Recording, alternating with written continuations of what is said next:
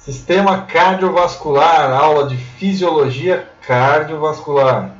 Eu amo físio, pessoal, amo cardio. Professor Rodrigo Eberhardt aqui, convido vocês a verem a aula agora integrada sobre sistema cardiovascular.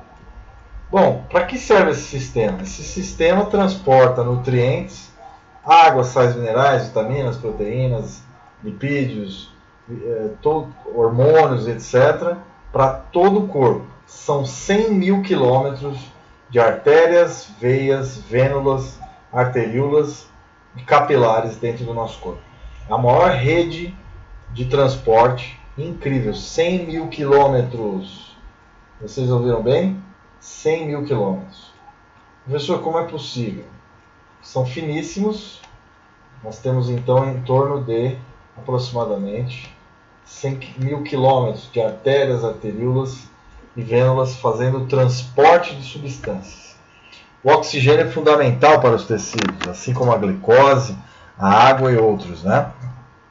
Então, do lado direito do corpo, aqui é o lado esquerdo, visto das posições anatômicas, o coração seria a grande bomba que bombeia na pequena circulação sangue do coração, pulmão e dos pulmões para o coração. Então, pequena circulação,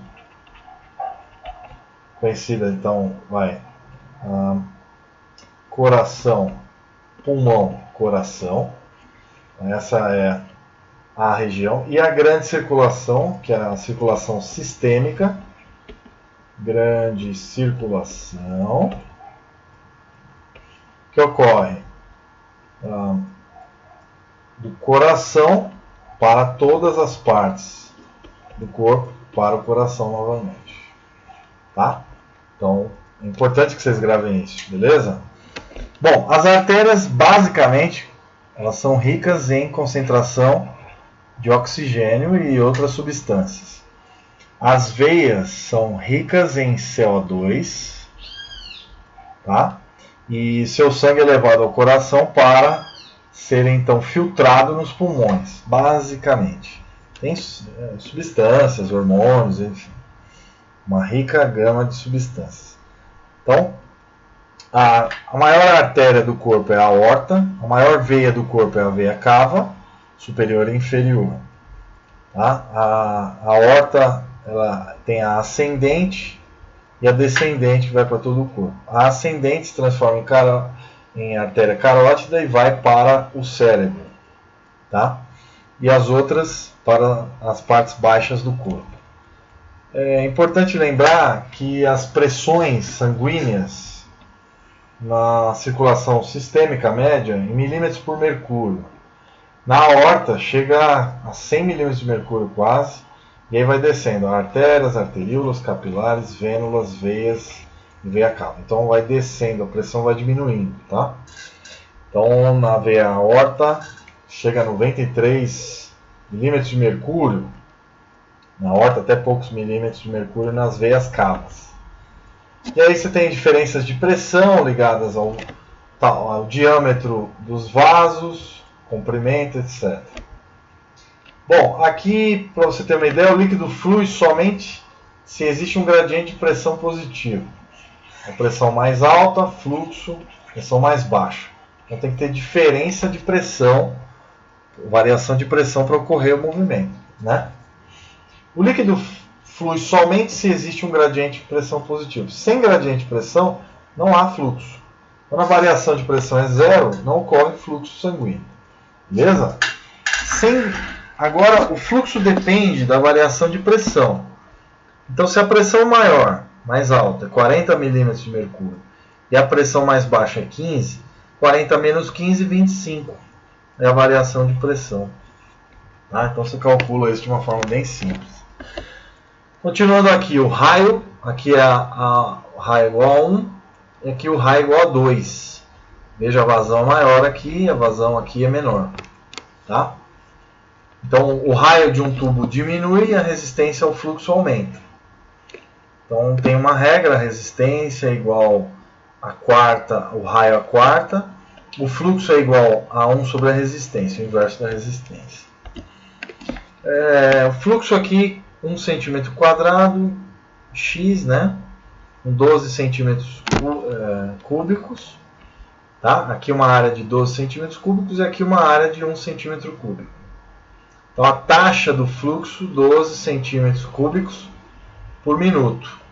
Quanto mais estreito o vaso, maior a velocidade do fluxo. Também tem isso, né? Então aqui velocidade é a taxa do fluxo e a área da secção transversal, A.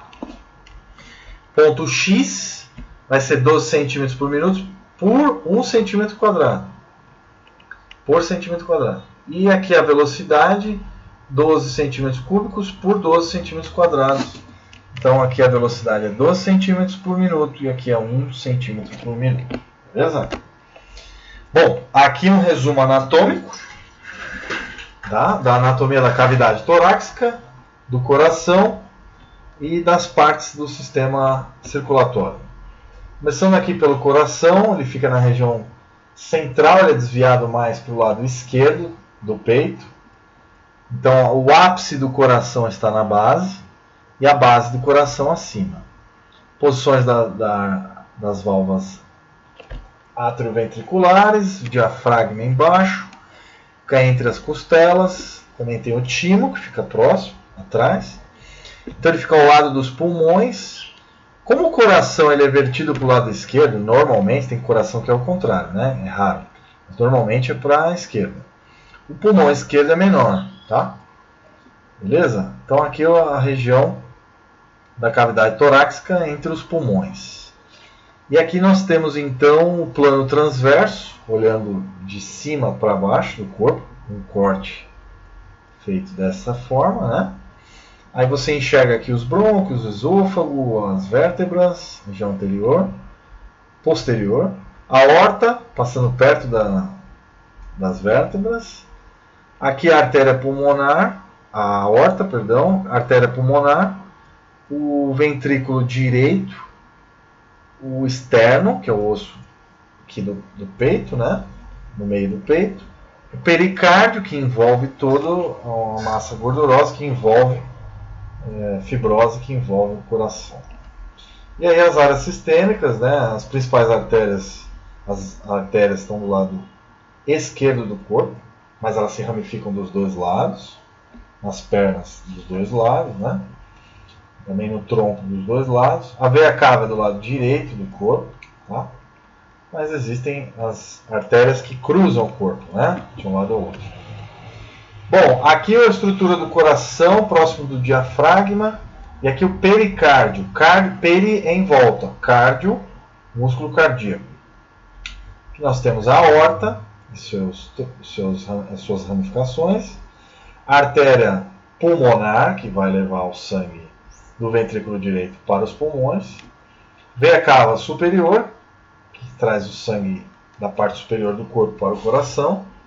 O átrio direito, átrio quer dizer orelha, né? A parte lateral do coração, o átrio, ou cavidade menor, né? O átrio também pode ser considerado uma cavidade. E o ventrículo direito, sendo mostrado aqui o ventrículo esquerdo, que é o maior, e a aurícula esquerda do átrio, né? A artéria e veias coronárias aqui, super importantes para irrigar o músculo miocárdio. Mio quer dizer coração, né? Músculo. Mio é músculo. Cardio, coração. Então, miocárdio. Mio quer dizer músculo. E cardio vem de cardia, quer dizer coração. Ok? Aqui outras partes importantes. A aorta, mais uma vez. Aqui a válvula semilunar da artéria pulmonar. O átrio direito, a veia cava superior, os seus ramos. Aqui nós temos o ventrículo direito. Aqui a válvula atrioventricular, ou válvula tricúspide. Aqui a válvula da mitral, famosa válvula mitral, né? ou átrio ventricular esquerdo, bicúspide, tá? Bicúspide. O ventrículo esquerdo, músculos papilares que puxam, que tracionam. Aqui nós temos a válvula semilunar, que eu já falei, e aqui a válvula da aorta, que não dá para ver direito aqui embaixo, né? E é isso. E aqui o átrio esquerdo, basicamente. Bom, os músculos cardíacos, eles são bifurcados, nucleados e tem discos intercalares, que são junções especializadas para transporte de substâncias dentro do coração. Aqui o desenvolvimento do coração com 25 dias, abaixo com 4 semanas e na letra C com 1 ano de idade. Tá? Bom, é importante a gente salientar então a contração ventricular e o relaxamento ventricular. Então, sístole e diástole. Sístole quer dizer contração. Contração. E a diástole, relaxamento. Tá? Então aqui há um encurtamento do tamanho do ventrículo, expulsando o sangue para a aorta. No caso aqui o ventrículo esquerdo, ok? E aqui as válvulas tricúspide fechadas, válvula bicúspide fechada e a artéria, a válvula semilunar aórtica aberta e a semilunar da artéria pulmonar aberta também. Então quando as válvulas atrioventriculares estão fechadas, as semilunares das artérias e veias importantes se abrem. Tá? Então, quando elas estão fechadas, as outras se abrem. E, ao contrário, ocorre. Quando os ventrículos estão com as válvulas abertas, as semilunares estão com as válvulas fechadas para não ter refluxo de sangue para o coração. Aqui é o arranjo dos músculos cardíacos, né? Então aqui você tem os discos intercalares, que transmitem sais, que passam substâncias de um lado do outro, glicose, etc. O núcleo, as mitocôndrias que dão energia, e os discos intercalares aqui macroscópicos, tá? Então fibras contráteis, célula muscular cardíaca, tá? Ela é uma célula estriada cardíaca, músculo cardíaco de contração rápida. E aqui a gente vai ver então potencial de ação vai ocorrer na parte do leque. Ocorre então canais de cálcio se abrem por voltagem. O cálcio vai entrar dentro do citoplasma e vai se armazenar no retículo sarcoplasmático. A RIR, né, vai abrir. E aí saem faíscas de cálcio, sinal de cálcio, se liga com a troponina, né? E aí para a iniciação da contração, cabeça da miosina quebra a ATP, hidrolisa, e aí há um movimento. E aí em 7 vai ocorrer o quê?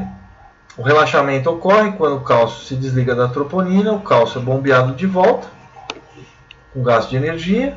O cálcio é trocado por sódio, pelo trocador de antiporte NCX, que no caso, sódio entra, cálcio sai. E é isso aí. E aí o gradiente de sódio é mantido pela sódio-potássio ATPase. Tá legal? E aí então, aqui se dá então contração e relaxamento muscular. Beleza, galera? Bom, músculo esquelético, comprimento inicial do sarcômero em porcentagem, o músculo cardíaco se contrai muito rápido, né? E é uma contração muito vigorosa. Então é o comprimento do sarcômero no qual o músculo funciona normalmente. O aumento do estiramento do músculo cardíaco aumenta a sua força de contração. E aqui nós temos então o potencial de ação de uma célula cardíaca.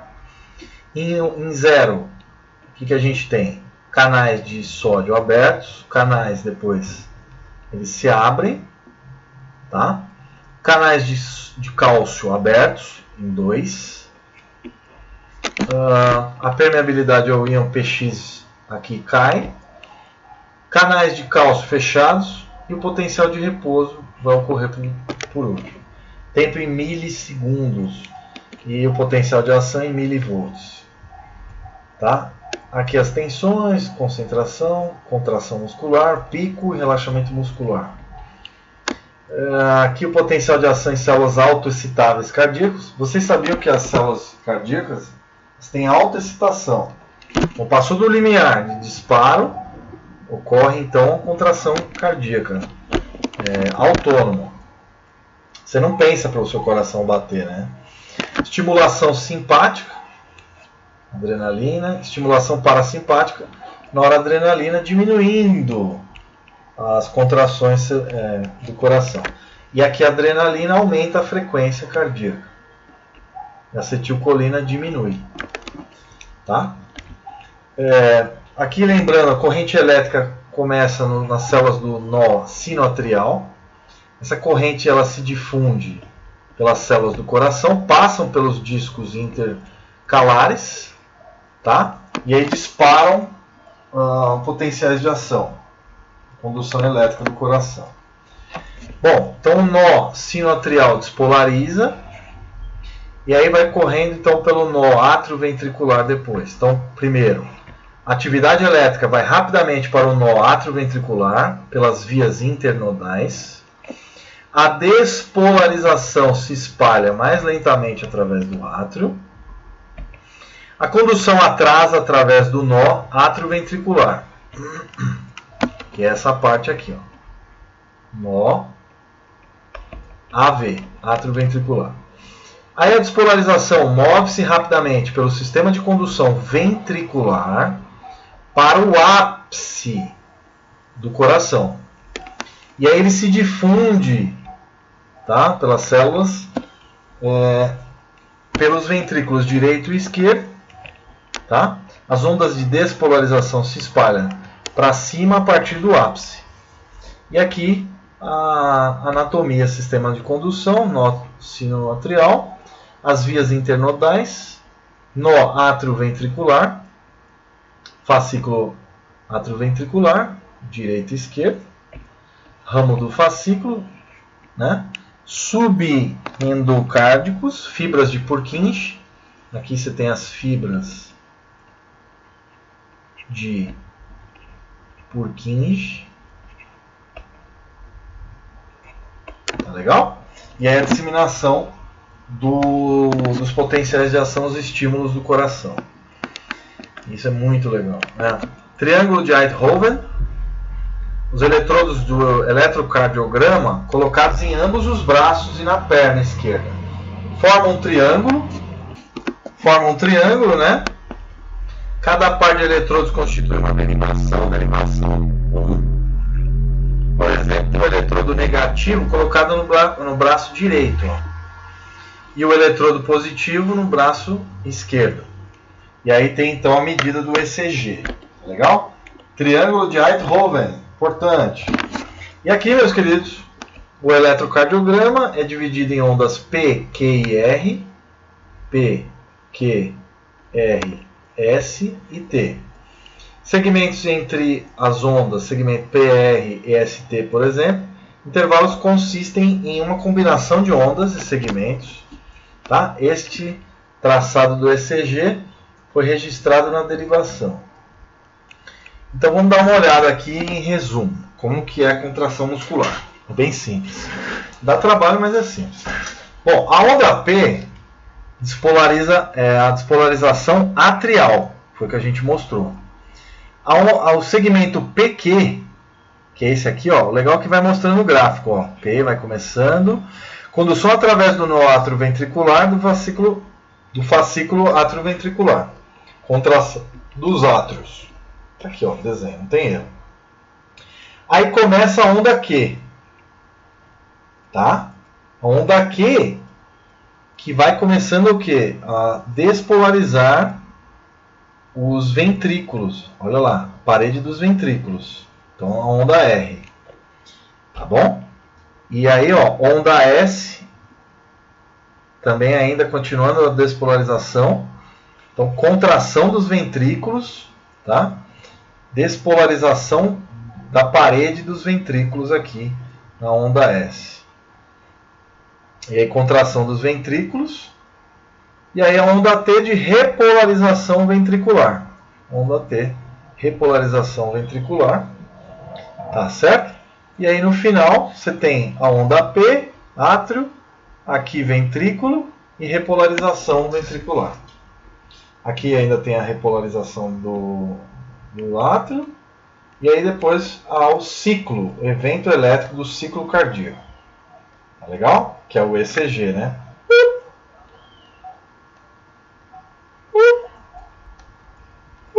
Né? Então P, Q, R, S, despolarização ventricular, contração do ventrículo, e a onda T. Tá? Olha a onda. Olha a onda. O ruim é quando faz. Né? E aí está aí representada aqui, mostrando a soma da atividade elétrica em todas as células, na superfície do corpo. O potencial de ação ventricular é registrado em uma única célula, usando o eletrodo intracelular. Veja aqui que é a despolarização, né, e repolarização. 1 segundo. Bom, aqui os problemas. Eletrocardiograma aqui, normal. Aqui um bloqueio de terceiro grau. Fibrilação atrial. Fibrilação ventricular. E análise do ECG normal. Beleza? Então veja lá, aqui a onda PQRT, ou, né, normal. Bloqueio de terceiro grau no ventrículo. Olha lá, despolarização é acima do normal. E a fibrilação atrial. Olha lá, um problema de contração atrial. E aqui fibrilação ventricular. Tá? Aqui causando possivelmente a morte. É importante a gente ver isso. Então agora focando na fibrilação. A coordenação da contração do miocárdio é essencial para a função cardíaca normal. Em casos extremos, quando as células do miocárdio contraem de forma desorganizada, ocorre uma condição conhecida como fibrilação. A fibrilação atrial é uma condição comum, frequentemente sem sintomas, que pode ter consequências graves, como o AVC, se não for tratada. A fibrilação ventricular, por outro lado, é uma ameaça imediata à vida, pois sem a contração coordenada das fibras musculares, os ventrículos não conseguem bombear sangue suficiente para suprir adequadamente oxigênio para o encéfalo. Tá? Uma forma de corrigir esse problema é administrar um choque elétrico no coração. O choque cria uma despolarização que dispara o potencial de ação em todas as células simultaneamente, coordenando-as novamente. Você provavelmente assistiu esse procedimento, né? Quando o médico coloca as pás sobre o peito do paciente e diz para todos ao redor: afastem-se, afasta, saiam de perto. Enquanto as pás eletrodos passam uma corrente elétrica através do corpo. Então é isso que ocorre na fibrilação. Tá? É importante então salientar, tá, que então, o coração contrai e relaxa durante o ciclo. E esses problemas podem acontecer, tá? E galopes, estampidos, sopros, né? E a gente tem que aprender a ver esses tipos de arritmia. Aí na próxima aula eu vou especificar melhor cada um deles. Essa aula é bem longa, vai ficar um pouco maçante. Tá? Então, vamos continuar aqui rapidamente, só relembrando. Final da diástole, em 1. Ambos conjuntos de câmaras relaxados e os ventrículos enchem passivamente. Sístole atrial, contração dos átrios. Contração ventricular isovolumétrica. Ejeção ventricular. Aumenta e excede a pressão nas artérias e as válvulas semilunares abrem e o sangue é ejetado. Então, na contração, na sístole atrial, uma pequena quantidade de sangue é adicionada então dentro dos ventrículos. A primeira fase, a contração ventricular, empurra as válvulas atrioventriculares e elas se fecham, mas não cria pressão suficiente para abrir as válvulas semilunares. Aí aqui o sangue é ejetado pelo sentido correto das válvulas. Porque as válvulas funcionam dessa maneira, né? Quando o sangue passa por aqui, ele passa tranquilamente, mas quando ele retorna, ele tem uma pressão contrária, ele não consegue abrir as válvulas, tá? E o relaxamento ventricular isovolumétrico, e aí continua o ciclo, tá? Bem legal, bem interessante. Aqui o resumo geral, depois uma aula eu faço só desse gráfico, é muito grande. Então a gente encerra a aula, ficamos com essa parte. Um grande abraço para vocês. Isso aqui tem que ser estudado com muita calma, tranquilidade, né? Sístole contrai, diástole relaxamento. E as etapas tem que ser estudado com carinho e atenção. Problemas na contração muscular geram gráficos anormais. Problemas no ventrículo, no átrio, formam então problemas da condução coordenada dos músculos, criando então problemas como a fibrilação ventricular, tá certo? Grande abraço para vocês. Existem várias causas, né? Isquemias, falta de oxigênio, e aí o músculo começa a morrer e não consegue se contrair adequadamente. O AVC causando fibrilação atrial, uma série de exemplos interessantes. Ficar sentado demais pode matar a gente também, estou dando um exemplo. Falta de exercício, sedentarismo, estresse, fumo, problemas cardíacos congênitos e aí vai. Grande abraço para vocês, estudem esta área fascinante. Até as próximas.